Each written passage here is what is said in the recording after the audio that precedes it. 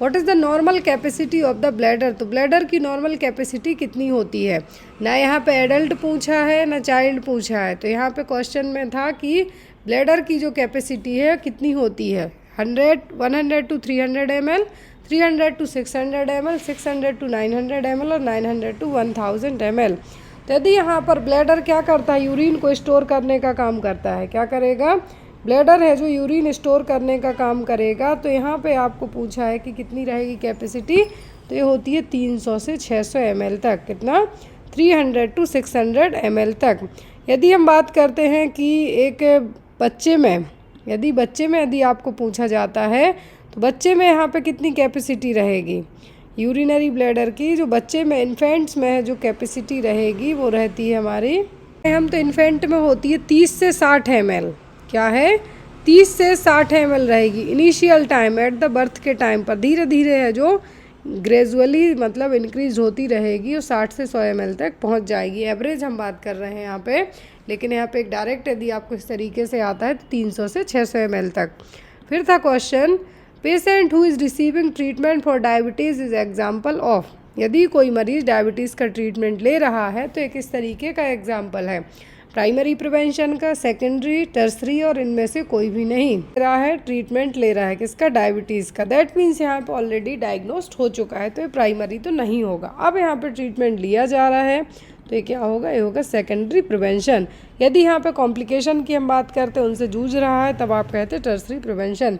यहाँ पर स्क्रीनिंग और मतलब यहाँ पे स्क्रीनिंग हो रही है, डायग्नोस हो रहा है, ट्रीटमेंट हो रहा है, सभी सेकेंडरी प्रिवेंशन में आएंगे। क्लियर है। कॉम्प्लिकेशन, रिहेबिलिटेशन आपके आते हैं तो टर्सरी में जाएंगे आपके, लेकिन यहाँ पर डायबिटीज़ का ट्रीटमेंट लेना आएगा आपका सेकेंडरी प्रिवेंशन में।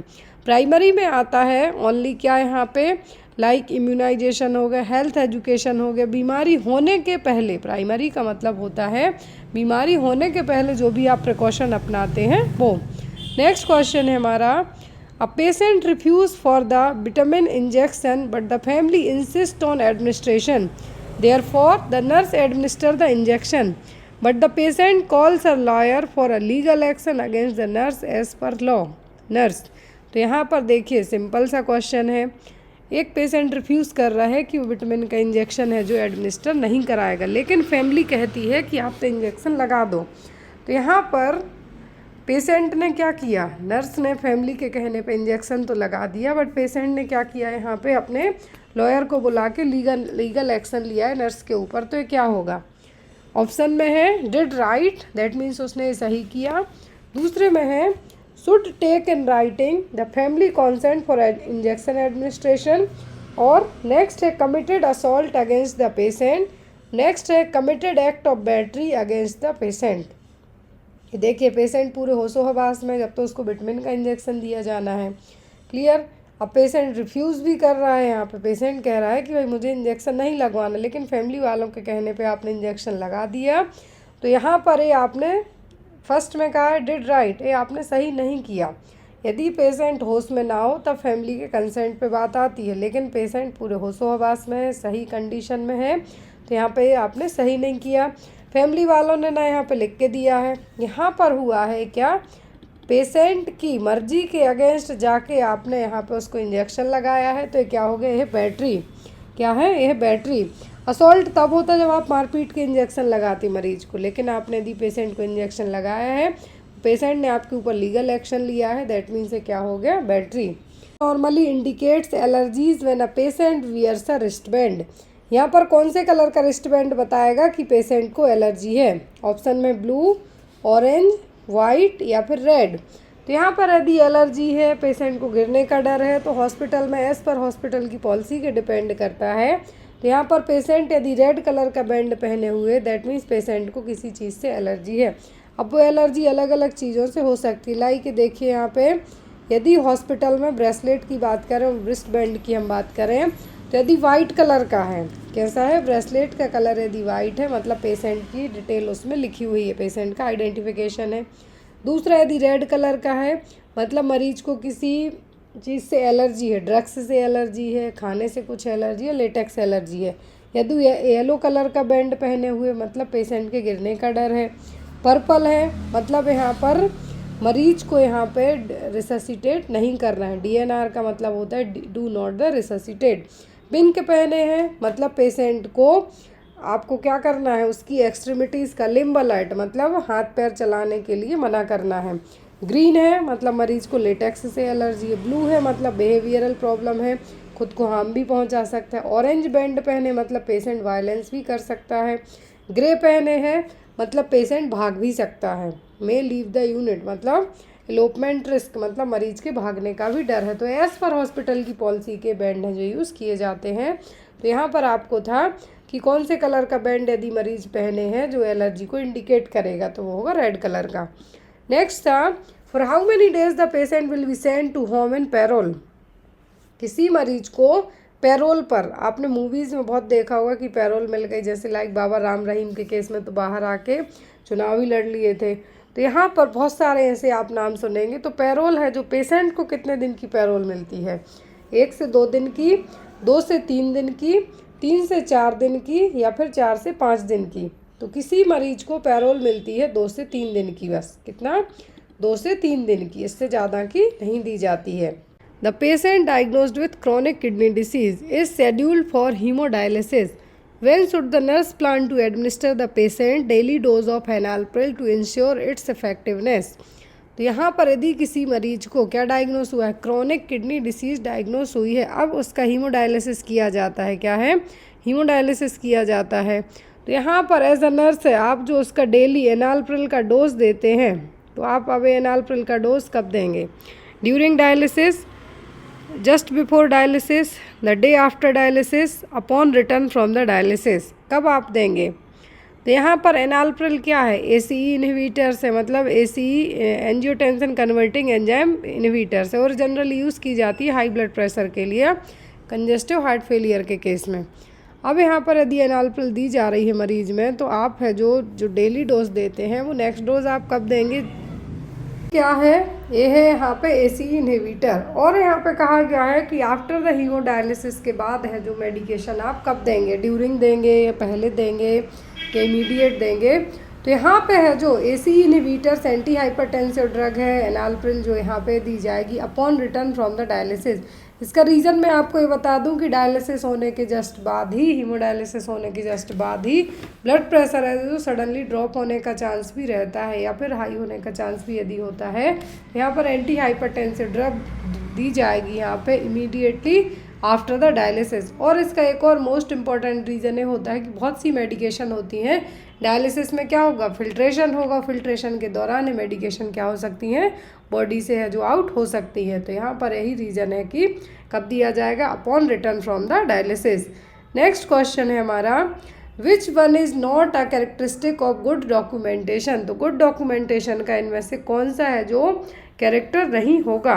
ऑप्शन में यहाँ पे हमारा फैक्चुअल, एक्यूरेट, एडिक्वेट और कॉन्साइज।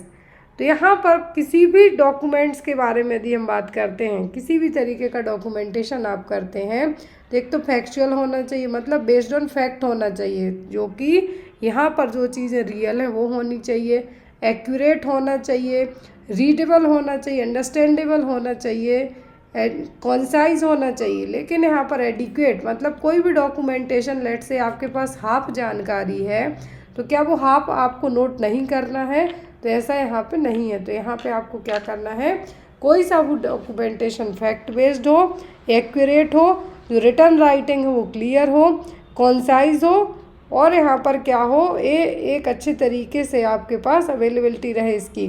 तो यहाँ पर आपको एडिक्वेट का मतलब यहाँ पे है कि जितनी चीज़ें हैं आपके पास क्या उतनी ही कम है, मतलब यहाँ पे पूरा कंप्लीट डॉक्यूमेंटेशन की बात की जा रही है।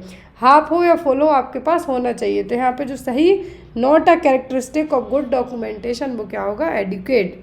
नेक्स्ट क्वेश्चन है, a nurse taking round during her evening shift notice a patient lying on the floor near the bathroom, the nurse will document this as. तो यहाँ पर एज अ नर्स आप क्या कर रहे हैं, इवनिंग शिफ्ट पे हैं, नोटिस करती हैं कि पेशेंट है जो बाथरूम के फ्लोर के पास में लेटा हुआ है। तो यहाँ पर एज अ नर्स आप क्या डॉक्यूमेंटेशन करेंगे, anecdotal report, incident report, transfer report और सेंसस रिपोर्ट। लेट से यहाँ पे चारों ऑप्शन से हम बात करते हैं। एनेक्डोटल रिपोर्ट्स का मतलब होता है इस तरीके की रिपोर्ट जनरली कॉलेज में या फिर आप कोई केयर प्लान वगैरह बनाते हैं उस टाइम पे इस्तेमाल की जाएंगी। लेकिन यहाँ पर ये क्या है, इंसिडेंट हुआ है, क्या है, यह incident report. At a time आपको रिसेंट की चीज़ें लिखनी है। क्लियर? सेंसस में आपका ये नहीं आएगा। नेक्स्ट है हमारा question, core body temperature is highest eight. तो हमारे शरीर का कोर बॉडी टेम्परेचर है जो सबसे ज़्यादा कब देखने को मिलेगा। हमारा जो नॉर्मल बॉडी टेम्परेचर होता है वो होता है 37 डिग्री सेल्सियस। हमारा बॉडी का जो हाइपोथैलेमस रेगुलेट कर सकता है वो होता है 39। क्लियर? अब यहाँ पर कोर बॉडी टेम्परेचर सबसे ज़्यादा कब होगा, अर्ली मॉर्निंग में, आफ्टरनून में, लेट आफ्टरनून या इवनिंग में।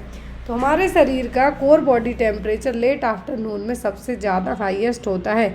मॉर्निंग में तो, अर्ली मॉर्निंग तो कम रहेगा, लेट आफ्टरनून में हाईएस्ट रहेगा, पीक पर रहेगा। पर न्यूबॉर्न टेम्परेचर शुड बी, तो यहाँ पर न्यूबॉर्न बेबी का टेम्परेचर पूछा है, कितना होगा, 37 डिग्री सेल्सियस एक्सिलरी में, 37 degree Celsius oral, 37.7 degree Celsius rectal में और 36.8 डिग्री सेंटीग्रेड एक्सिलरी में।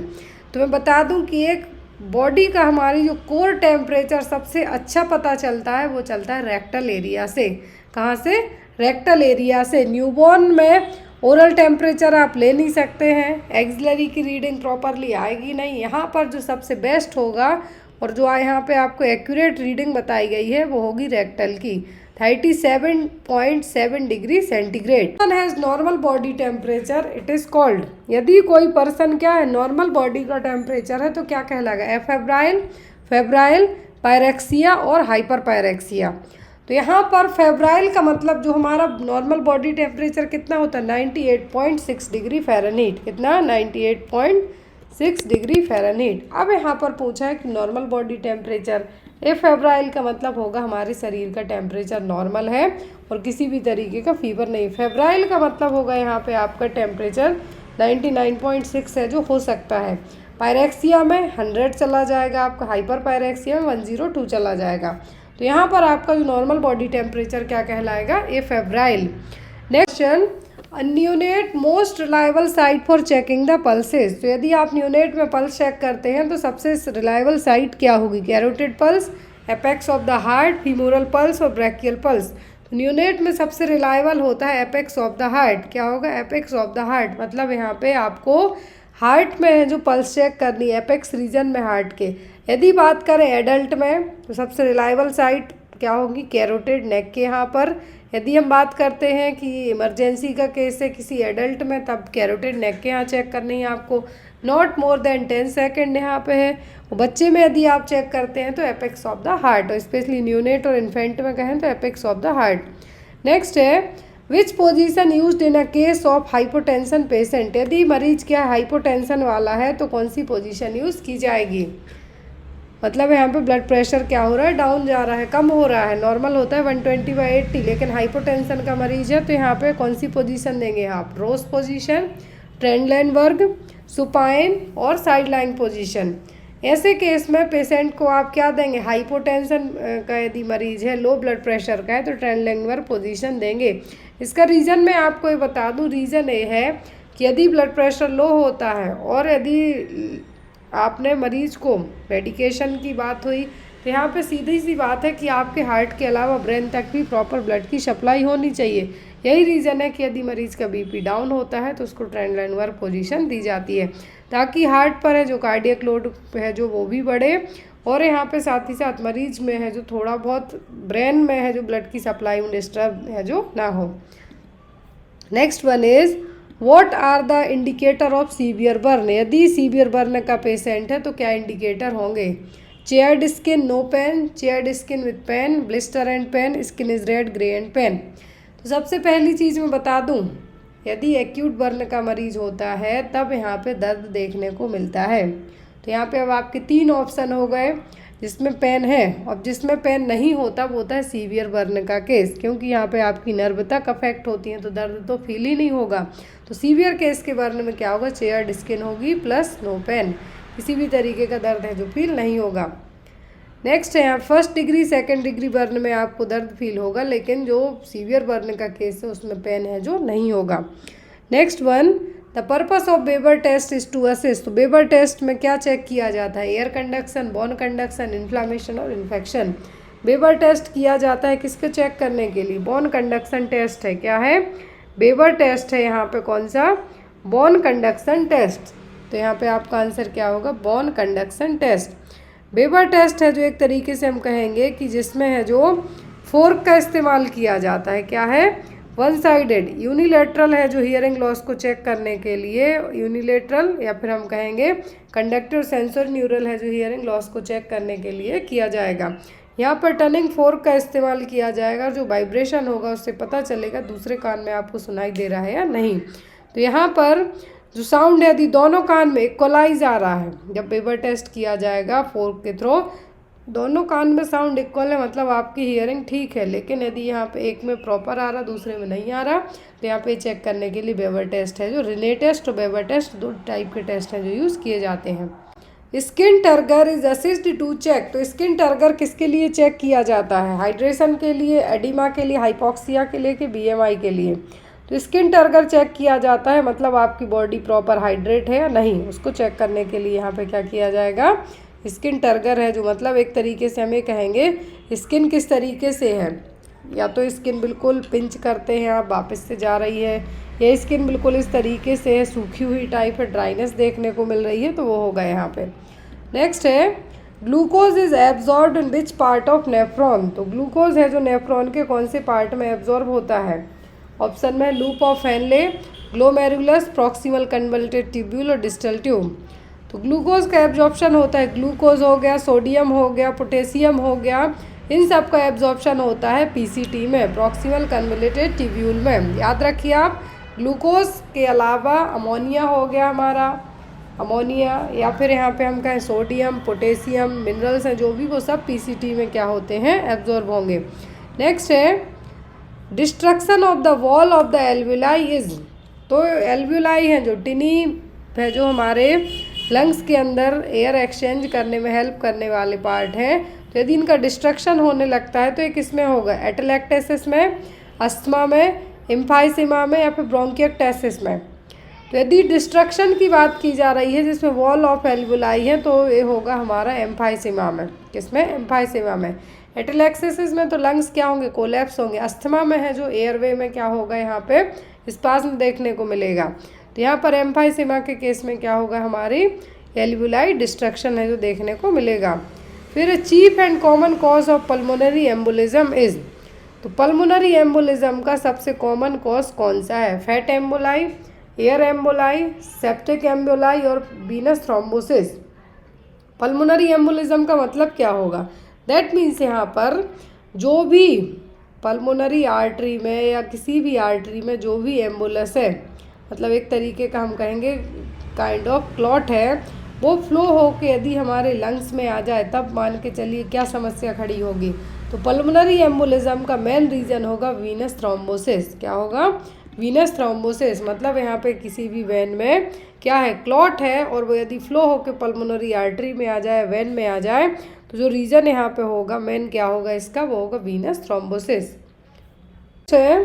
विच of the following is the warning sign of mental illness. इनमें से मेंटल इलनेस के वार्निंग साइन कौन से हैं? मार्क चेंज इन ईटिंग और स्लीपिंग पैटर्न, थिंकिंग और टॉकिंग अबाउट सुसाइड और harming oneself, extreme mood swing, high और लो, या फिर all of the given option. तो यहाँ पर कौन से होंगे किसके वार्निंग साइन? मेंटल इलनेस के, मतलब आप मानसिक तौर पर बीमार हो रहे हैं, क्या लक्षण पता चलेंगे? सबसे पहली चीज़, या तो नींद आएगी ही नहीं, खाना पीना भी नहीं खाएंगे। दूसरा, आपके मन में अलग अलग ऐसे थॉट्स आएंगे कि अपने आप को हार्म पहुंचा सकते हैं आप।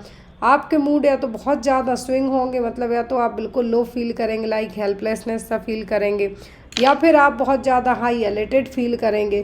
दैट मीन्स ये सभी लक्षण बताते हैं कि आप मानसिक तौर पर स्वस्थ नहीं हैं। मेंटल इलनेस के यहाँ पे सभी लक्षण हैं जो हो सकते हैं। फिर है question, a clinic nurse is caring for a patient with suspected diagnosis of gestational hypertension. Question है यहाँ पे, a clinic nurse is caring for a patient with suspected diagnosis of gestational hypertension. The nurse assesses the patient expecting to note which set of finding if gestational diabetes is present। यहाँ पे देखिए question है जो आपको थोड़ा सा typing mistake हुई है। यहाँ पे हमारा है जो हाइपरटेंशन ही है।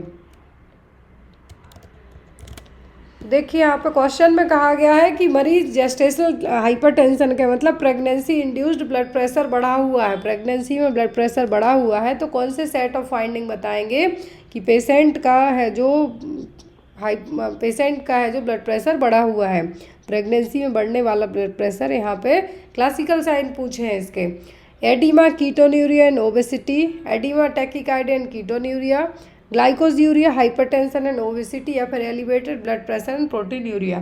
तो यदि मरीज में बात की जा रही है प्रेगनेंसी इंड्यूस्ड हाइपरटेंशन की, दैट मीन्स यहाँ पे प्री एक्लेम्सिया की बात की जा रही है। किसकी बात हो रही है? यहाँ पे बात हो रही है प्री एक्लेम्सिया की। तो यहाँ पर जब प्री एक्लेम्सिया के बारे में बात की जा रही है तो यहाँ पर वो होगा ब्लड प्रेशर बढ़ा हुआ है, एलिवेटेड क्या है यहाँ पे, बीपी बढ़ा हुआ है, साथ में प्रोटीन्यूरिया भी देखने को मिलेगा, मरीज में ब्लड विजन होगा, और यहाँ पर साथ ही साथ यदि प्रोटीन ये सब चीज़ें तो हैं ही, प्री एक्लेम्सिया के बाद यदि नेक्स्ट स्टेज में मरीज जाता है तो उसको कन्वल्जन और फिट्स हैं जो आ सकते हैं, तो उसको हम कह देते हैं एक्लेम्प्टिक फिट्स।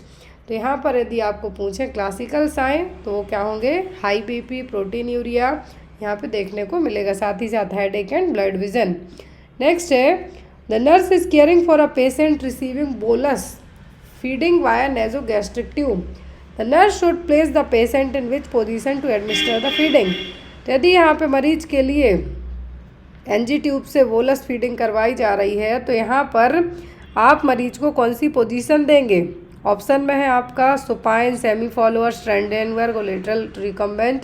तो यदि जब भी आप पेशेंट फीड कराते हैं तो यहाँ पे सेमी फॉलोअर्स पोजीशन आपको देनी है ताकि पेशेंट एस्पिरेट भी ना कर पाए और सीधा है जो फूड वाया यहाँ पर एनजी ट्यूब के थ्रू कहाँ जाए, सीधा ईसोफेगस के थ्रू स्टमक में जाए, ना कि कहीं और या लंग्स में या कहीं पर भी और अदर पार्ट ना जा पाए। नेक्स्ट है patient arrive at the emergency department with upper gastrointestinal bleeding that began 3 hours ago, what is the priority action. तो यदि यहाँ पर इमरजेंसी डिपार्टमेंट में मरीज आता है, उसको जीआई ट्रैक्ट की ब्लीडिंग हो रही है 3 घंटे पहले हुई है, तो यहाँ पर शुरुआत हुई है कब, 3 घंटे पहले, तो आपकी फर्स्ट प्रायोरिटी क्या होगी? Obtaining the vital sign, inserting a nasogastric tube, asking the client about the precipitating events और completing an abdominal physical assessment. First thing first, यदि कोई ब्लीडिंग वाला मरीज आता है आपके पास, यहाँ पे ऑप्शन में ब्लीडिंग स्टॉप करने का हो तो आप वो कर सकते हैं, लेकिन यहाँ पे आपको सबसे पहले चेक करना है वाइटल साइन। क्यों वाइटल साइन आपको यहाँ पे क्यों चेक करना है? मरीज की पल्स रेट सही चल रही है नहीं। आफ्टर द पल्स रेट आप यहाँ पे चेक करेंगे, वाइटल्स आपके फर्स्ट प्रायोरिटी पे आएंगे यदि आपको यहाँ पे और कोई ऑप्शन में नहीं है तब, क्योंकि यहाँ पे एनजी ट्यूब आप डायरेक्ट इंसर्ट नहीं कर सकते हैं, एनजी ट्यूब डायरेक्ट इंसर्ट नहीं कर सकते, रीज़न पता करने पड़ेंगे कि क्यों हो रही है ब्लीडिंग, या आप उसके पहले का पूछेंगे कि क्या क्या आपके साथ हुआ है, या फिजिकल असेसमेंट करेंगे आप। सबसे पहला यहाँ पर होगा आपका क्या है, वाइटल साइंस चेक करना है। फिर है a patient in labour has a diagnosis of sickle cell anaemia, which action will the nurse take to assist in preventing the client from experiencing a sickling crisis during the labour. तो देखिए sickle cell anaemia का case है, labour के time पर क्या है, sickle cell anaemia का case है। सिकल सेल एनीमिया में क्या होती है, हमारी जो आरबीसी है हंसियाकार शेप हो जाएंगी, और जब आरबीसी हंसियाकार शेप की हो जाएंगी, लाइक सी शेप हो जाएंगी, तो क्या होगा, अब वो प्रॉपर ऑक्सीजन कैरी नहीं कर पाएंगी जितनी ज़रूरत है। वो लेबर के टाइम पर सिकलिंग क्राइसिस आपको प्रिवेंट करनी है, तो यहाँ पे आप क्या करेंगे, being reassurance, administer the oxygen, administering antibiotic और मेंटेनिंग असेप्सिस। देखिए मैंने आपको कहा आरबीसी कैसी हो जाती हैं हमारी सिकल सेल एनीमिया में, लाइक सी शेप रहेंगी, हंसियाकार रहेंगी। अब जब वो हंसियाकार रहेंगी तो प्रॉपर आर्टरी से ब्लड फ्लो नहीं होगा, ब्लड फ्लो नहीं होगा तो ऑक्सीजन नहीं जाएगी।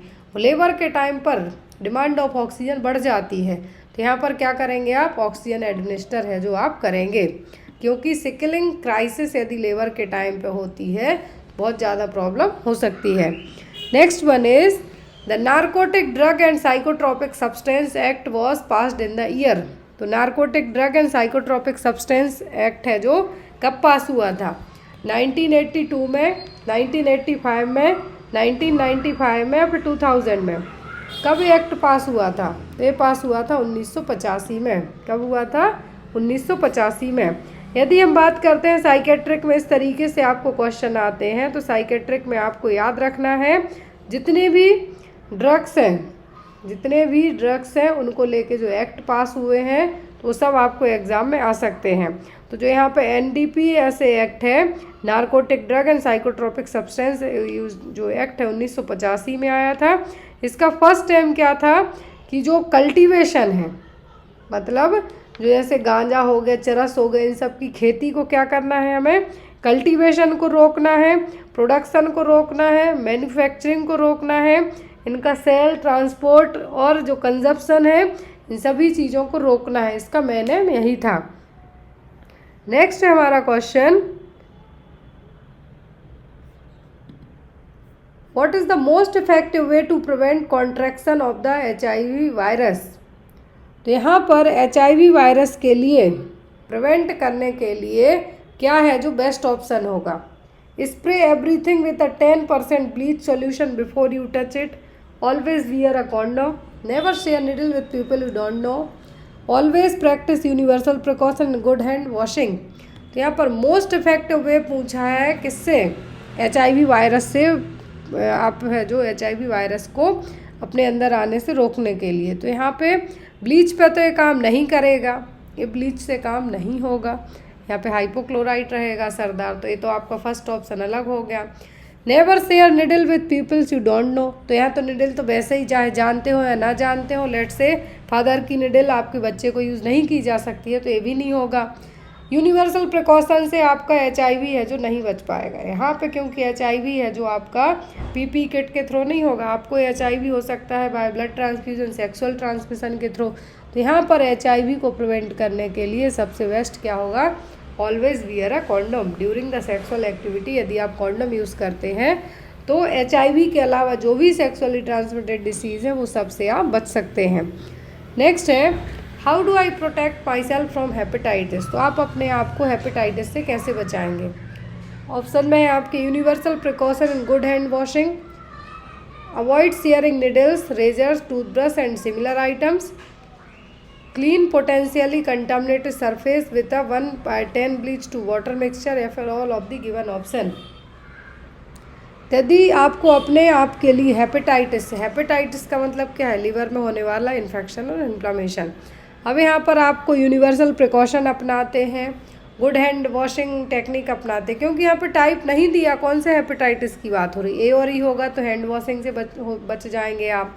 निडल रेजर वाली, टूथब्रश वाली बात की जा रही है यहाँ पे, तो हेपेटाइटिस B से बच जाएंगे आप। और यहाँ पे कंटामिनेटेड सरफेस की बात हो रही है, तो यहाँ पे और E से भी आप प्रिकॉशन ले सकते हैं, मतलब यहाँ पे सभी हो जाएंगे। हेपेटाइटिस से अपने आप को बचाना है तो ये सभी है जो आपको हेल्प करेंगे। नेक्स्ट है, एम्बू स्टैंड फॉर। जो एम्बू बैग यूज़ किया जाता है ऑक्सीजन डिलीवरी के लिए, तो एम्बू का मतलब यहाँ पे क्या है। ऑप्शन में है anaesthesia machine breathing unit, artificial mandatory breathing unit, automated machine breathing unit, या फिर आर्टिफिशियल मैनुअल ब्रीदिंग यूनिट। तो एम्बू का मतलब होता है artificial manual breathing unit. Next है, specific function of liver is. तो लिवर का एक स्पेशल फंक्शन क्या है, एक्सक्रीशन, हिस्टोलाइसिस, डाइजेशन और ग्लाइकोजेनोलाइसिस। तो फंक्शन ऑफ लिवर का सबसे स्पेशल फंक्शन यहाँ पे पूछा है, वो कौन सा है। तो लिवर के फंक्शन में सबसे स्पेसिफिक फंक्शन होगा यहाँ पर ग्लाइकोजेनोलाइसिस। क्या है, ग्लाइकोजेनोलाइसिस। पहली चीज़ यहाँ पर इसका क्या होगा, ग्लाइकोजेनोलाइसिस के अलावा भी यहाँ पर ग्लूकोज को ग्लाइकोजन में कन्वर्ट करना, तो एक ग्लाइकोजेनोलाइसिस हो गए। डिटॉक्सिफिकेशन भी करेगा, प्रोटीन का सिंथेसाइजेशन भी करेगा, एज आ जो टॉक्सिसिटी होती है उसको बॉडी से रिमूव करने का काम भी करेगा। तो यहाँ पर सबसे मेन फंक्शन की बात हो रही तो वो होगा glycogenolysis. Next is the first Covid positive case in India was reported in. तो फर्स्ट कोविड केस है जो क्या है, फर्स्ट कोविड केस है जो इंडिया में कहाँ रिपोर्ट हुआ था। ऑप्शन में है यहाँ पे केरला, तमिलनाडु, या फिर हम बात करें गुजरात या महाराष्ट्र की।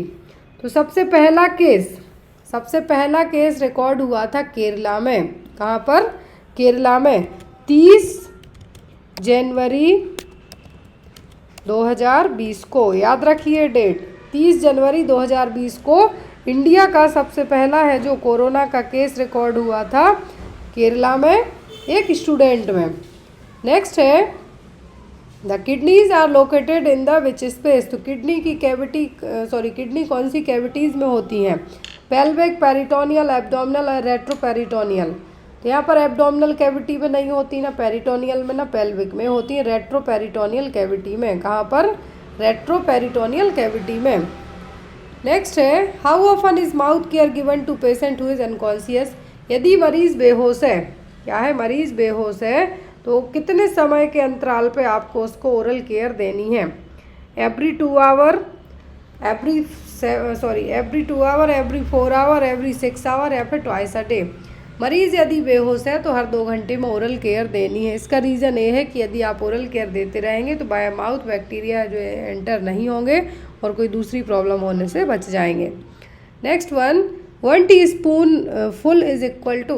तो 1 टीस्पून फुल कितने के बराबर होगी? 15 ml, 10 ml, 5 ml या 20 ml के। तो 1 teaspoon full is equal to 5 ml। क्या है? 5 ml। नेक्स्ट है a patient receiving total parental nutrition via central venous catheter is scheduled to receive an intravenous antibiotic. Which intervention should the nurse implement before administering the antibiotic. यदि किसी मरीज को total parental nutrition दिया जा रहा है central venous catheter के through, अब उसको कहा जाता है कि उसको एंटीबायोटिक भी दी जानी है बाय आईवी रूट के थ्रू। तो यहाँ पर एंटीबायोटिक देने के पहले आप क्या करेंगे? Turn off the TPN for 30 minutes, ensure a separate IV access route, flush the CBC with normal saline और check for compatibility with TPN। देखिए पेरेंटल न्यूट्रिशन दिया जा रहा है, वो भी IV से ही जाएगा। क्लियर? अब यहाँ पे आपका है कि आपको क्या करना है, क्या उसी सेम रूट से आप एंटीबायोटिक दे देंगे? आपको ऐसा नहीं करना है।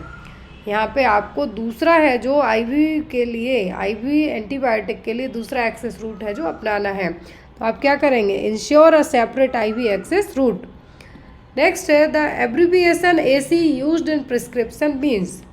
AC का मतलब क्या है? मेडिकेशन जब आप एडमिनिस्टर करते हैं, देते हैं, तो यहाँ पर प्रिस्क्रिप्शन में AC का मतलब क्या है? ऑप्शन में है after meals, before meals, at night, at evening. तो AC का मतलब होता है बिफोर मील्स। क्या है? बिफोर मील्स, खाना खाने के पहले। लेट से डॉक्टर आपको रेनिटिडिन देते हैं, गैस वाली दवाई देते हैं, वो एंटासिड देते हैं, तो क्या देते हैं? बिफोर मील्स खाने के लिए देते हैं। यदि डायरेटिक दिए जा रहे हैं तो रात में सुबह के टाइम दिए जाते, इवनिंग में नहीं दिए जाते। तो यहाँ पर आपको ये चीज़ याद रखनी है। क्लियर? नेक्स्ट है यदि आपको कहा जाए कि SOS देनी है, मतलब ज़रूरत पड़ती है तब देनी है। स्टेट ऑर्डर कहा जाए मतलब इमीडिएट देनी है। तो यहाँ पर आपको इस तरीके से याद रखना है। यदि बेड टाइम की बात आपको की जा रही है तो HS लिख दिया जाएगा, हेरासोमनी जिसको कहेंगे हम। नेक्स्ट है tiny air sacs in the lungs are called. तो छोटे छोटे लंग्स में एयर सैक्स होते हैं, वो क्या कहलाते हैं? ब्रोंकस, ब्रोंक्यूल्स, एल्व्यूलाई और ग्लोटिस। तो छोटे छोटे लंग्स में एयर सैक्स होते हैं, वो कहलाते हैं एल्व्यूलाई। क्या होंगे? Alveoli. Next digoxin should not be administered if heart rate. Digoxin कब नहीं देना है? जब हार्ट रेट कितनी होगी? ऑप्शन में है आपके less than 60 BPM, more than 60 BPM, less than 80 या मोर देन 80 BPM। तो डिगॉक्सिन है जो हमें नहीं देना है जब हार्ट रेट 60 से भी कम हो। इसका रीज़न यहाँ पे यही है, मतलब यहाँ पे ब्रेडिकार्डिया है। इसके लिए यदि हम टर्म यूज़ करते हैं मेडिकल में तो क्या है यहाँ पर है? ब्रेडिकार्डिया। और यदि इतने पे 60 से कम है, डिजिटालिस और डिगॉक्सिन दे दी, हार्ट रेट और पल्स रेट 60 से कम है, मरीज़ सीधा भगवान को प्यारा हो जाएगा। तो ऐसी गलती नहीं करनी है। 100 से ज़्यादा है मतलब क्या है? टैकीकार्डिया है। Next one the nurse assist the primary health care provider with the removal of chest tube during the procedure the nurse instruct the client to perform which action. तो यदि आप किसी पेशेंट की चेस्ट ट्यूब रिमूव करते हैं तो procedure के दौरान आप क्लाइंट को क्या इंस्ट्रक्शन देंगे? Inhale deeply, breathe normally, breathe out forcefully और take a deep breath and hold it. क्या इंस्ट्रक्शन देंगे आप? यदि मरीज की आप चेस्ट ट्यूब रिमूव करते हैं तो आप उसको कहेंगे कि आप गहरी सांस लीजिए और उसको होल्ड करके रखिए। फिर है nurse assesses the water seal chamber of a close chest drainage system and note fluctuation in the chamber, what intervention should the nurse implement. यदि किसी मरीज में क्लोज चेस्ट ड्रेनेज सिस्टम है जो यूज़ किया जा रहा है और उसमें फ्लक्चुएशन देखने को मिलते हैं तो आपका क्या इंटरवेंशन होगा। Unkinking for an air leak, assessing for an air leak, documenting that the lung has re-expand, documenting that the lung has not at re-expand। तो यहाँ पर आप क्या है जो कहेंगे, ये ऑफिशियल पेपर है इसीलिए उसकी ऑप्शन आईडी हो गई थी। तो देखिए यहाँ पर यदि क्लोज चेस्ट ड्रेनेज सिस्टम का इस्तेमाल किया जा रहा है और फ्लक्चुएशन देखने को मिलता है तो आप यहाँ पे क्या कहेंगे, documenting that the lung has re expanded. Clear, आपकी डॉक्यूमेंटेशन में आप ये नोट करेंगे। नेक्स्ट है the nurse caring for a 5-year-old with a history of tetralogy of Fallot notes that the child has clubbed finger, this finding is indicative of which associated condition. यहाँ पर 5 साल का बच्चा है, टेरेटोलॉजी ऑफ फैलिट से जूझ रहा है, तो यहाँ पे उसमें क्लब्ड फिंगर देखना नॉर्मल सी बात है क्योंकि ऑक्सीजन की सप्लाई प्रॉपर नहीं हो पा रही है। अब यहाँ पर आप इसको क्या फाइंडिंग कहेंगे, tissue hypoxia, chronic hypertension, delay physical growth है, डिस्ट्रक्शन ऑफ बोन मैरो। देखिए क्लब्ड ऑफ फिंगर मतलब पर्पलिश टाइप की फिंगर्स देखने को मिलेंगी, तो ये देखने को मिलेंगी जब प्रॉपर ऑक्सीजन नहीं जाएगा, और ये होगा कब, जब टिश्यू में ऑक्सीजन की कमी होगी तब। नेक्स्ट है as part of the cardiac assessment to palpate the apical pulse, the nurse place the finger tips at which location. यदि आप कार्डियक असेसमेंट करते हैं तो एपिकल पल्स आपको कहाँ है जो फील होगी। ये चीज़ एमपी के अभी रिसेंट पेपर हुआ था उसमें पूछी गई है। ऑप्शन में है at the left mid clavicular line at the 5th intercostal space, at the left mid clavicular line at the 3rd intercostal space, to the right of the left mid clavicular line at the 5th intercostal space, या फिर to the right of the left mid clavicular line at the 3rd intercostal space. आपको यहाँ पे सीधी सी बात याद रखनी है कि आपको एपिकल पल्स कहाँ पाल्पेट होती है, 5th इंटरकोस्टल स्पेस में। अब 5th इंटरकोस्टल स्पेस कहाँ पर है, ए ऑप्शन में और सी में है। अब यहाँ पर कहाँ होगा, to the right of the left, sorry at the left mid clavicular line at the 5th intercostal space. तो यहाँ पर आपका क्या होगा, ये यहाँ पे होगा। नेक्स्ट है patient state he is having intense itching between the fingers with brown liner lines presenting based on your nursing knowledge, this best describe what condition. यदि कोई मरीज कहता है कि फिंगर्स के बीच में उसको ईचिंग हो रही, बहुत इंटेंस ईचिंग हो रही है, ब्राउन लाइंस देखने को मिल रही हैं, तो ये क्या है, ईच माइट इन्फेक्शन है। और ईच माइट आपको यहाँ पे बताया जा रहा है, ब्राउन लाइनर लाइंस देखने को मिल रही मतलब ईच माइट है, और ईच माइट है तो किस में देखने को मिलेगा, ये देखने को मिलता है ओनली स्कैबीज में। ये यहाँ पे कुछ क्लासिकल चीज़ें होती हैं जो पर्टिकुलर डिसीज़ में पर्टिकुलर इन्फेक्शन को प्रेजेंट करेंगी। रिंग वॉर्म में सर्कल साइज वॉर्म्स का जो शेप बनेगा वो होगा, लेकिन ईच माइट में क्या होगा, दाने दाने टाइप रहेंगे, और स्पेशली ये कहाँ पे होते हैं, जो आपकी फिंगर्स के बीच में देखने को मिलेगा। नेक्स्ट है बेड सोर्स। बेड सोर्स के लिए आपको कहा है can be treated with topical moisturiser, can result from deep massage, are preventable by eliminating pressure point, और are caused by dry skin. देखिए बेड सोर्स कब होते हैं, जब आप कंटिन्यूस सेम पोजीशन में रहें। अब यदि बार बार पोजीशन चेंज करते रहेंगे तो बेड सोर नहीं होंगे, मतलब प्रेशर पॉइंट है वहाँ पे नहीं बन पाएगा। और यहाँ पर इसीलिए क्या है, bed sore are preventable by eliminating pressure point. यदि प्रेशर पॉइंट को एलिमिनेट किया जाए, मतलब बार बार पोजीशन चेंज की जाए, तो बेड सोर्स हैं जो नहीं बन पाएंगे। नेक्स्ट है a patient present with a skin infection caused by streptococcus pyogenes, the patient lower leg is infected from the deep dermis to the subcutaneous fat, what disorder does this describe.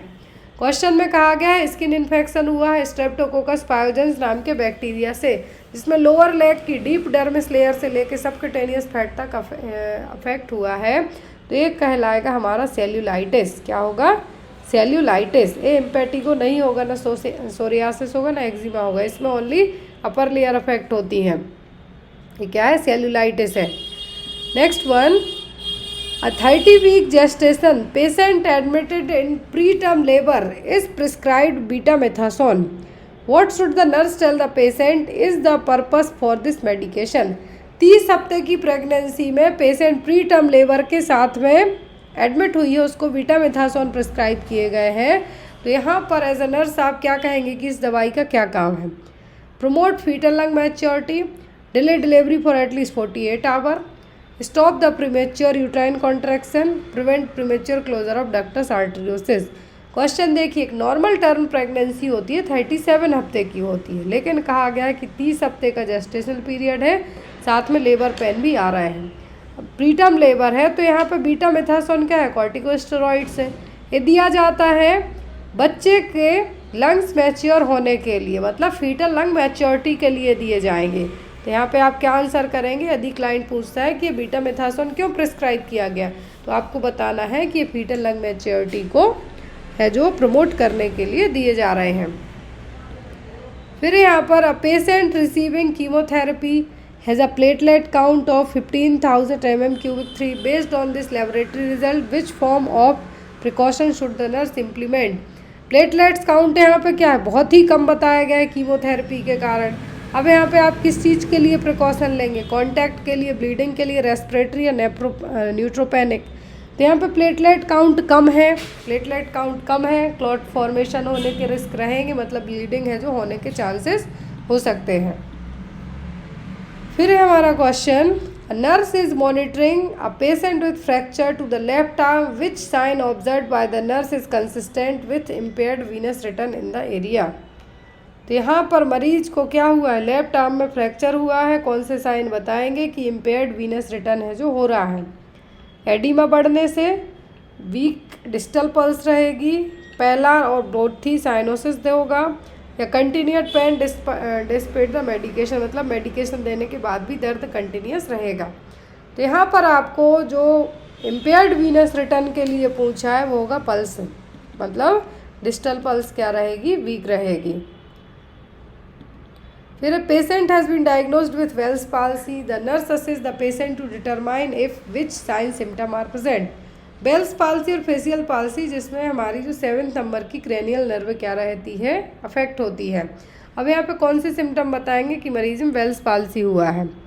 I paralysis and process to the eyelids, chewing difficulties and one sided facial drop, fixed pupil and an elevated eyelet on one sided, या फिर twitching of the one side of the face and duty cheeks. Chvostek's and tetanic का है। यहाँ पर होगा one sided facial drop होगा और chewing difficulty देखने को मिलेगी, क्योंकि वेल्स पाल्सी और फेशियल पाल्सी में 7वें नंबर की क्रेनियल नर्व अफेक्ट होगी। पेशेंट को निगलने में भी दिक्कत होगी, साथ ही साथ एक साइड का फेस लाइक है ड्रूपिंग टाइप का, मतलब नीचे की तरफ है जो देखने को मिलेगा। नेक्स्ट है position provided to patient after spinal anaesthesia. मरीज को स्पाइनल एनेस्थीसिया के बाद कौन सी पोजीशन दी जाएगी? Head low position, head and position, sorry head and elevation, followers position या प्रोन पोजीशन। यदि मरीज को स्पाइनल एनेस्थीसिया दिया जाता है तो उसको ट्रेंडलेनबर्ग पोजीशन और हेड लो पोजीशन है जो दी जाती है। रीज़न यहाँ पे होता है हाइपोटेंशन को प्रिवेंट करना। यहाँ पे आप कह सकते हैं ट्रेंडलेनबर्ग पोजीशन भी दी जाएगी, हेड लो पोजीशन और ट्रेंडलेनबर्ग पोजीशन है जो दी जाएगी किसको? हाइपोटेंशन को मैनेज करने के लिए। तो यहाँ पे आपको एक चीज़ याद रखनी है, कभी कभी फ्लैट सुपाइन पोजीशन से भी कुछ घंटे तक पोस्ट ड्यूरल है जो हेडेक को भी मैनेज किया जा सकता है, इसीलिए हेड लो पोजीशन और ट्रेंडलेनबर्ग पोजीशन दी जाती है। इसका मेन आपको यही याद रखना है, स्पाइनल एनेस्थीसिया के बाद हाइपोटेंशन को प्रिवेंट करने के लिए हेड लो पोजीशन दी जाती है। फिर है the nurse is caring for a patient who has just had a mastectomy, which exercise should the nurse assist the patient in doing during the first 24 hour after the surgery. यदि किसी की mastectomy हुई है तो आप यहाँ पे कौन सी सर्जरी के लिए कहेंगे कि आपको फर्स्ट 24 आवर है जो सर्जरी के बाद है जो आपको कौन सी एक्सरसाइज करनी है? Hand wall climbing, pendulum arm swing, elbow flexion and extension, shoulder abduction and external rotation. तो which exercise should the nurse assist the patient in doing during the first 24 hour after the surgery? 24 घंटे के बाद surgery के जो exercise बतानी है वो है पेंडुलम आर्म स्विंग।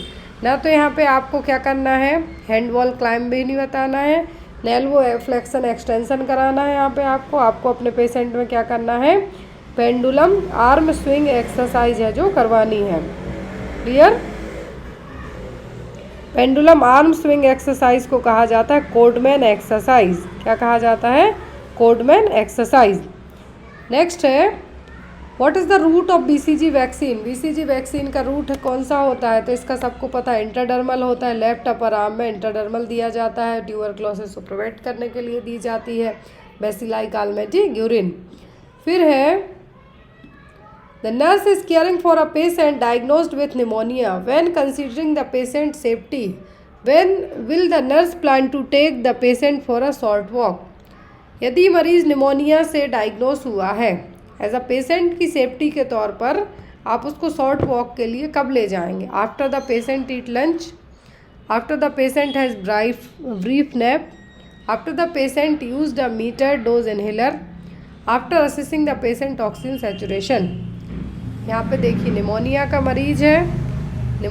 मरीज़ है तो सांस लेने में दिक्कत हो सकती है, तो यहाँ पर आप इसको एक्सरसाइज के लिए लेके जाएंगे शॉर्ट वॉक के लिए जब पेशेंट ने मीटर डोज इनहेलर है जो लिया हुआ हो उसके बाद। फिर a patient is for a series of diagnostic studies of the gastrointestinal system, which of these studies should be scheduled to avoid altering the result of the remaining test. तो यहाँ पे कहा गया है कि पेशेंट के डायग्नोस्टिक टेस्ट होने हैं, किसके लिए, जीआई ट्रैक्ट गैस्ट्रोइंटेस्टाइनल सिस्टम के लिए। बहुत सारी सीरीज ऑफ डायग्नोस्टिक टेस्ट है, मतलब बहुत सारे टेस्ट होना है। अब इनमें से कौन सा टेस्ट है जो अवॉइड करना है ताकि रिजल्ट है जो अल्टर ना हो? अल्ट्रासाउंड, कोलोनोस्कोपी, बैरियम एनीमा या फिर कंप्यूटेड टोमोग्राफी। तो यदि मरीज के डायग्नोस्टिक टेस्ट होने एक साथ में तो यहाँ पे अलग से किया जाएगा बैरियम एनीमा। क्या होगा, अलग से किया जाएगा बैरियम एनीमा, ताकि दूसरी है जो टेस्ट है जो उनके रिजल्ट गड़बड़ ना हो। फिर है, a newborn infant is diagnosed with esophageal atresia, which assessment finding support this diagnosis. तो यदि बच्चे में क्या देखने को मिला है, ईसोफेगल एट्रेसिया देखने को मिला है, तो कौन सी फाइंडिंग है जो यहाँ पे पता करेंगे जिससे डायग्नोस हो पाएगा। तो यहाँ पर जनरली ये होता है 2500 में से 4000 न्यूबॉर्न में एक केस देखने को मिलेगा। 2500 से 4000 केस में एक ही केस देखने को मिलेगा। यदि 2500 में से 2500 टू 4000 तक बच्चे पैदा होते हैं तो एक केस देखने को मिलेगा। और ईसोफेगल एट्रेसिया के केस में ऐसी कंडीशन होगी जनरली यहाँ पर, जैसे ही फर्स्ट फीड कराएंगे बच्चे में, क्योंकि ईसोफेगस क्या रहेगी, ईसोफेगस है जो कभी कभी ट्रैकिया से भी अटैच्ड हो सकती है। तो यहाँ पर बच्चे को जब भी आप फीड कराएंगे तो बच्चे में क्या देखने को मिलेगा, यहाँ पर फ्रूथिंग, मतलब लाइक फॉर्म टाइप का बन के आएगा, कंटिन्यूस बच्चा ड्रूलिंग करेगा, चोकिंग देखने को मिलेगा। तो यहाँ पर बच्चे की कभी कभी साइनोसिस भी डेवलप हो सकता है, क्योंकि यहाँ पे ईसोफेगस और ट्रैकिया अटैच होने के चांसेस रहते हैं। यहाँ पर क्या होगा, sign continuous drooling. The nurse should place a patient who sustained a head injury in which position to prevent increased intracranial pressure। बहुत ही ईजी क्वेश्चन आए थे इस पेपर में, SGPGI के पेपर में। तो यहाँ पर ICP को प्रिवेंट करने के लिए, ICP के बढ़े हुए लेवल को प्रिवेंट करने के लिए हेड इंजरी का मरीज है तो कौन सी पोजीशन देंगे, in left Sims position, in reverse Trendelenburg, with the head elevated on small flat pillow, with the head of the bed elevated at least 30 degree centigrade. ये देखिए, ट्रेंडलैंड यदि ICP बड़े वाले मरीज में दे दी, मतलब हेड बिल्कुल नीचे की तरफ कर दिया, तो मरीज का जो ICP डबल गति से बढ़ जाएगा। तो ऐसा आपको नहीं करना है। यहाँ पे आपको क्या करना है, head of the bed elevate करना है एटलीस्ट 30 डिग्री तक। Clear. Next one, which nursing assessment finding indicates the presence of an inguinal hernia on a child. यदि बच्चे में इंग्वाइनल हर्निया है तो कौन सी असेसमेंट देखने को मिलेंगी, रिपोर्ट्स ऑफ डिफ़िकल्टी डिफिकेटिंग, मतलब है जो डिफिकेट करने में, स्टूल पास करने में दिक्कत होगी, reports of dribbling urinary stream, मतलब यूरिन पास करेंगे तो ड्रॉप जाएगी, absence of the testis with in the scrotum, ये है जो असेंडिंग में देखने को मिलेगा, अनडिसेंडेंट टेस्टिस में देखने को मिलेगा, फिर painless growing swelling noticed when the child cries. तो देखिए इंग्वाइनल हर्निया में देखने को मिलेगा कि जब भी बच्चा रोएगा तो यहाँ पर ग्रोइन एरिया में स्वेलिंग देखने को मिलेगी। पेनलेस ग्रोइन स्वेलिंग मतलब दर्द नहीं हो रहा, लेकिन बच्चा जब रोएगा तो ग्रोइन एरिया में स्वेलिंग देखने को मिलेगी। नेक्स्ट है grey colour injection port cap of IV cannula represent which of the following.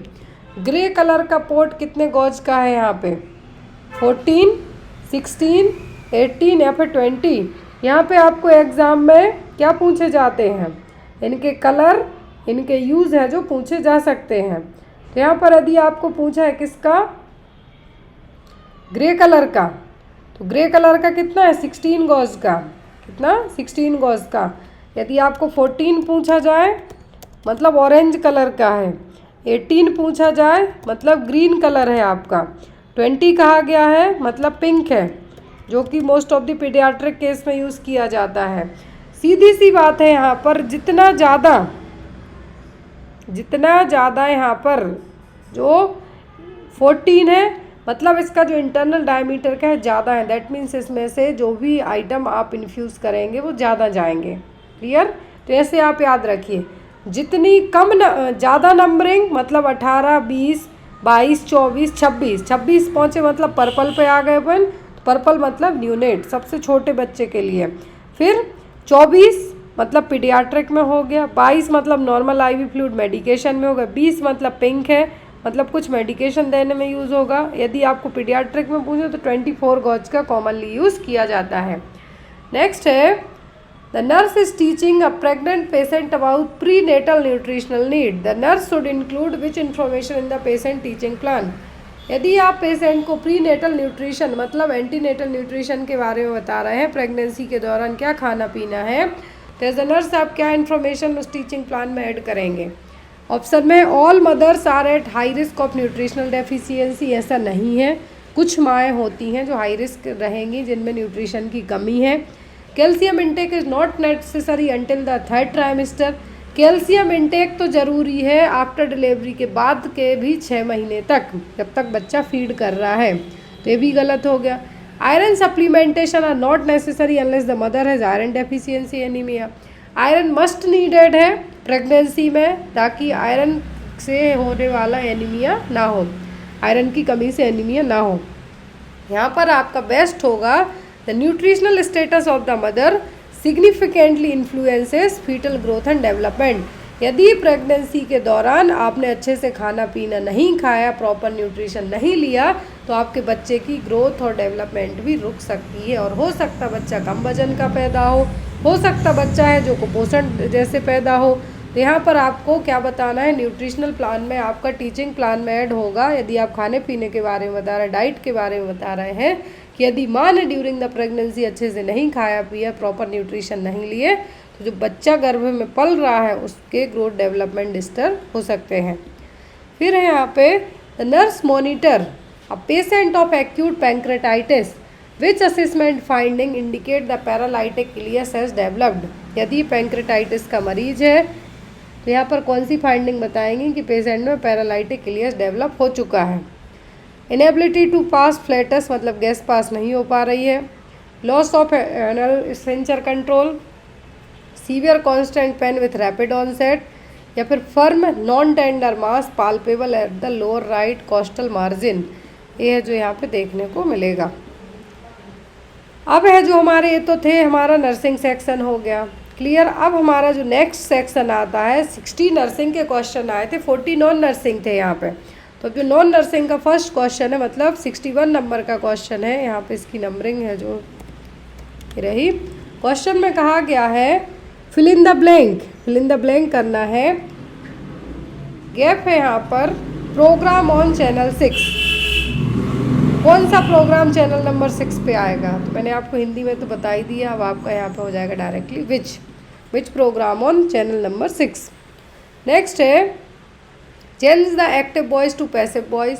तो यहाँ पे आपको चेंज करना I have done my work. अब एक्टिव में पैसिव में कैसे करेंगे आप? ऑप्शन में my work have been done by me, my work has been done by me, या फिर the work will be done by me, my work has not been done by मी। तो यहाँ पर पैसिव में जाना है तो नॉट तो लगाना नहीं है अभी आपको इमीडिएटली। यहाँ पर होगा my work has been done by me, my work has been done by me. Next है the train had already gone blank I reach the station when ever when but because. जब आप station पहुँचे, जब तक आपकी train जा चुकी थी, मतलब यहाँ पर when. The train had already gone when I reach the station.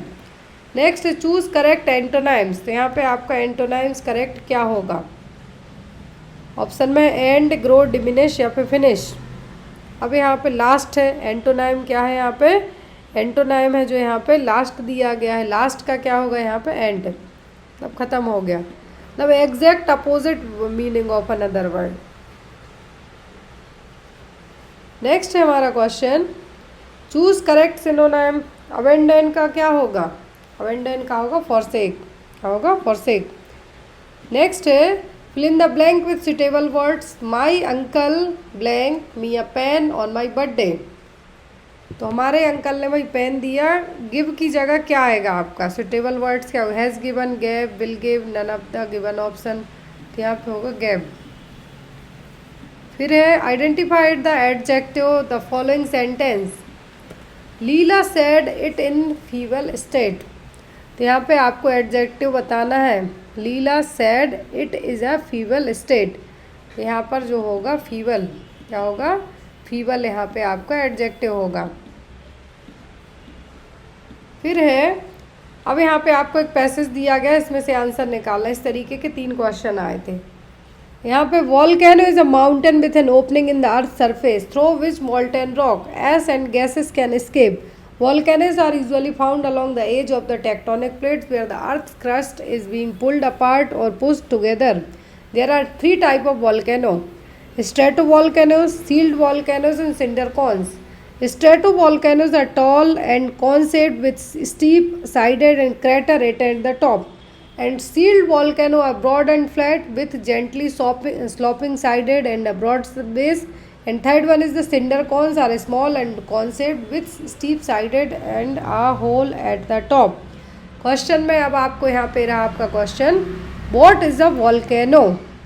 Volcano के बारे में बताया, कैसे बनते हैं, 3 तरीके के होते हैं और तीनों के बारे में बताया है। अब यहाँ पे पूछा है कि वॉल्केनो क्या है। ऑप्शन में क्या कहा गया? अ mountain with an opening in the earth surface, a valley with an opening in the earth surface, a river with an opening in the earth surface और a lake with an opening in the earth surface। तो यहाँ पर है जो volcano का मतलब होगा हमारा क्या? a mountain with an opening in the earth surface। ये देखिए यहाँ पे कहा गया है mountain with an opening in the earth surface। इतना इजी क्वेश्चन है यहाँ पे। नेक्स्ट है आपको फिर से पैसेज है, यहाँ पे कहा गया है, फिर से वही सेम एज डेफिनेशन है और यहाँ पे बताए गए हैं तीनों टाइप के जो वहाँ पे भी था। अब यहाँ पे आपको बताना है वेयर और वॉल्केनो यूजुअली फाउंड। पहले में था व्हाट इज़ वॉल्केनो, अब दूसरे में वॉल्केनो कहाँ पाए जाते हैं। Along the edge of tectonic plates, in the middle of the tectonic plates और इन द डिजर्ट और अलोंग द कोस्ट लाइन। अब देखिए यहाँ पे ये दिया गया है volcanoes are usually found along the edge of the tectonic plates. ये देखिए यहाँ पे दिया है इसका आंसर आपको डायरेक्टली। अब यदि इतने पे भी आप गलत करके आ जाएंगे तो वही आपके भगवान ही मालिक हैं। फिर से आपको एक दिया गया है, अब यहाँ पे पूछा है कि what are the 3 type of volcano. Same passage है, अब यहाँ पे 3 टाइप के वॉल्केनो पूछे हैं। तो फर्स्ट होता है, ये दिए हैं देखो 3 टाइप के वॉल्केनो यहाँ पे बताए हैं इस पैसेज में। पहला है स्ट्रेटोवॉल्केनो, दूसरा है सील्ड वॉल्केनो, तीसरा है सिंडर कॉन्स। तो यहाँ पे अब देखिए कहाँ कहाँ दिए हैं स्ट्रेटोवॉल्केनो, स्ट्रेटोवॉल्केनो, फिर है shield volcano and cinder cones. ये देखिए यहाँ पे stratovolcano, shield volcanoes and cinder cones. जो तीसरा वाला दिया है इसको सिंडर कॉन कहा गया, इसको सिंडर वॉल्केनो नहीं कहा है, नहीं तो आप मार्क लगा दो। क्योंकि ये देखिए यहाँ पे सीधा सा स्लाइड में दिया गया है कि 3 टाइप के जो वॉल्केनोज होते हैं stratovolcanoes, shield volcanoes and cinder cones. Next है question, which state in India has declared the Gangetic dolphin as its aquatic animal. तो यहाँ पर कौन से स्टेट ने डॉल्फिन के लिए एक्वेटिक एनिमल है जो घोषित किया है? वो उत्तर प्रदेश, गंगा जी में है जो डॉल्फिन पाई जाती हैं, वही यहाँ पे पूछा है। फिर है the organism that can eat both plants and animals और कॉल्ड। तो यहाँ पर ऐसे आपको ऑर्गेनिज्म बताना है जो प्लांट भी खाते हैं और एनिमल्स को भी खाते हैं, तो वो कहलाते हैं omnivore, like human being. Carnivore जो ओनली फ्लैश खाते हैं, हर्बीवोर जो ओनली घास खाते हैं लाइक बकरी और रैबिट हो गए। नेक्स्ट है which state in India is known as the spice capital of India. तो मसालों की खेती कहाँ पे होती है? केरल में, तमिलनाडु, गुजरात या आंध्र प्रदेश में। तो मसालों की खेती होती है केरला में। फिर विच of the following was not a learning centre of ancient India. तो पुराने ज़माने में भारत का लर्निंग सेंटर कौन सा नहीं था? नालंदा था, विक्रमशिला था, तक्षशिला था, लेकिन कौशाम्बी नहीं था। फिर all metals except exist as solid at room temperature. सभी मेटल्स को छोड़कर इनमें से कौन सा मेटल है जो रूम टेम्परेचर पर सॉलिड फॉर्म में नहीं रहता है? और वो है मरकरी। ये हमेशा लिक्विड फॉर्म में रहता है, याद रखें। सभी सॉलिड फॉर्म में यहाँ पे हो सकते हैं, एल्यूमिनियम हो सकता है, गैलियम हो सकता है, इंडियम हो सकता है, बट मरकरी हमेशा लिक्विड फॉर्म में रहती है, जो थर्मामीटर में यूज़ होती है। फिर है which one of the following countries has the longest international boundary with India. इनमें से कौन सा देश है जिसकी सबसे लंबी बॉर्डर है जो इंडिया से जुड़ी हुई है? तो वो है बांग्लादेश। क्या है? बांग्लादेश। फिर है which one of the following geographical terms describe a body of land that is bordered on 3 side by water. तो जियोग्राफिकल टर्म यूज़ किया गया है जिसमें 3 साइड से जो जगह पानी से घिरी हुई है, तो वो कहलाता है पेनिसुला। क्या है? पेनिसुला। नेक्स्ट, अकॉर्डिंग टू दादा भाई नौरोजी, स्वराज मीन्स। तो दादा भाई नौरोजी के हिसाब से स्वराज का मतलब क्या है? Complete independence, self government, economic independence या फिर पॉलिटिकल इंडिपेंडेंसी। तो ये है सेल्फ गवर्नमेंट। फिर है Guwahati situated on the bank of the river. तो गुवाहाटी ब्रह्मपुत्र नदी के किनारे बसी हुई है। ब्रह्मपुत्र नदी पूरे इंडिया की ऐसी नदी है जो चौड़ाई में सबसे ज़्यादा है। नेक्स्ट है the bond which are formed by the sharing of an electron pair between 2 atoms are known as. जब 2 एटम मिलके कोई बॉन्ड शेयर करते हैं इलेक्ट्रॉन पेयर में, तो वो कहलाते हैं कोवेलेंट बॉन्ड। फिर है आपका यहाँ पे मैथ का क्वेश्चन है, if d = 4 and read are coded as 28, what is the code language for here. इस तरीके के क्वेश्चन आपको आ सकते हैं और यहाँ जब आप इसको सॉल्व करेंगे तो आएगा 32।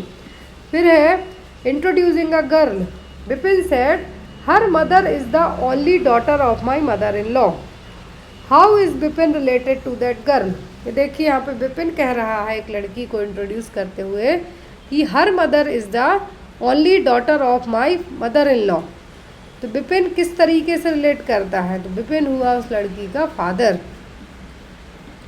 नेक्स्ट है Ayushman ranks 19th in a class of 40 student, what will be it's serial number from the last. यदि आयुष्मान की रैंक 40 बच्चों में 19वीं आई है तो उसकी रैंक कहाँ से लास्ट से होगी? 22।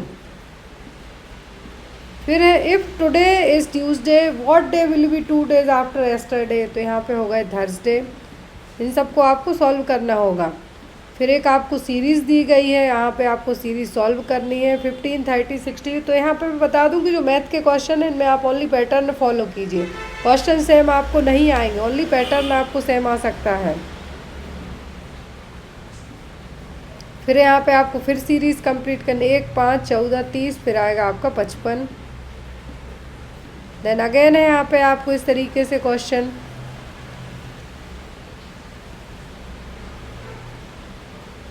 नेक्स्ट है which bird does not belong with the other. इनमें से कौन सा बर्ड है जो दूसरे से बिलोंग नहीं करेगा? Wing, anchor, beak and rudder. तो यहाँ पर जो एक दूसरे से बिलोंग नहीं कर रहा है वो होगा बीक, मतलब कि चोंच। बाकी एक दूसरे से है जो रिलेट कर सकते हैं। फिर है if pupils slip up, lip का क्या होगा? यदि पीपल्स का वर्ड, यदि पीपल्स से आप स्लिप अप लिख सकते हैं तो लिव से आप लिख सकते हैं VIL, एविल। नेक्स्ट है आपको find the perimeter of square whose length measured by unit. यहाँ पर पेरीमीटर स्क्वायर का जो पेरीमीटर है वो कितना होगा, वो होगा 4। फिर आपको इसको फिर से सॉल्व करना है। 4p - 2 = 10 is 4p - 2 = 10। तो क्या आएगा आपका यहाँ पे, p की जगह यहाँ पे क्या होगा। Next the solution of the equation 10 by -20 = 30। तो यहाँ पे आपका आएगा 5। देन आपको फिर से एक सॉल्व करनी है इक्वेशन। फिर आपको देन अगेन 5000 का डेसिमल नंबर होगा 0.005। फिर है आपका नियरेस्ट टेंथ कितने होंगे, 11.047 के नियरेस्ट टेंथ होंगे 11। तो यहाँ पे आपको इस तरीके से है जो पूरा पेपर आया हुआ था। ये रहा लास्ट क्वेश्चन। तो यहाँ पर जो भी लोग ये पेपर देखे हैं, मैं बता दूं कि पूरा का पूरा SGPGI का ऑफिशियल क्वेश्चन पेपर है, जिसको मैंने, ये रहा आपका यहाँ पे पेपर, किसी भी तरीके से इस पेपर को मैंने है जो चेंज नहीं किया था। बस पेपर का जो यहाँ पे फॉर्मेट था वो इतना छोटा था कि उसको यदि मैं ज़्यादा जूम करती तो पूरे क्वेश्चन शो नहीं होते, इसलिए आपको इस फॉर्मेट पे लेके आए। आई होप सो कि पेपर आपको अच्छा लगे। कोई भी डाउट वगैरह रह जाए आप लोग बेझिझक होकर पूछ सकते हैं। Thank you for watching us. Bye bye, take care.